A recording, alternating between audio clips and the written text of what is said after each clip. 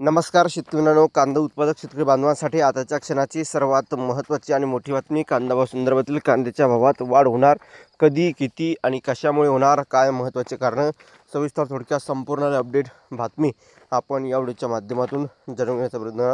तरी महाराष्ट्रातील तमाम कांदा उत्पादक शेतकरी बांधवांना व्हिडिओ शेवटपर्यंत बघा. अतिशय महत्त्वाचा व्हिडिओ जर तर नक्कीच लाईक करा. चॅनल असाल तर या ठिकाणी बघितलं तर हवामान आपल्या यूट्यूब चॅनलला सबस्क्राईब करून जसं लाईक करून जाणं सांगा, जेणेकरून नोटिफिकेशन तुमच्यापर्यंत पोहोचते. तर आता मित्रांनो व्हिडिओला सुरुवात करतो आहे. जसं की तुम्ही या ठिकाणी स्क्रीनवर बघतच आहात, अत्यंत महत्त्वाचे अपडेट आहे.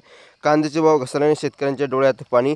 बघू शकता, यंदाचा चांगला भाव मिळेल या उद्देशाने जिल्ह्यातील या ठिकाणी शेतकऱ्यांची कांद्याची लागवड केली होती आणि मात्र अपेक्षेप्रमाणे भाववाढ झाली नसल्याने त्यावर संकट ओढावले आहे. तसेच मुसळधार पावसामुळे पिकाचे नुकसान झाल्याने उत्पादनात घट झाली आहे. त्यामुळे शेतकरी अस्वस्थ झाले आहेत. अतिवृष्टी व उत्पादन कमी झाल्याने यंदा शेतकऱ्यांना कांद्याला अपेक्षेप्रमाणे भाव मिळत नाही आहे. यंदा जिल्ह्यात 7,500 हेक्टरवर क्षेत्रात कांदा पीक घेण्यात आले आहे. चालू वर्षात मे महिन्यापासूनच पावसाला सुरुवात झाली आहे. यामुळे शेतकऱ्यांच्या पिकाची लागवड होती.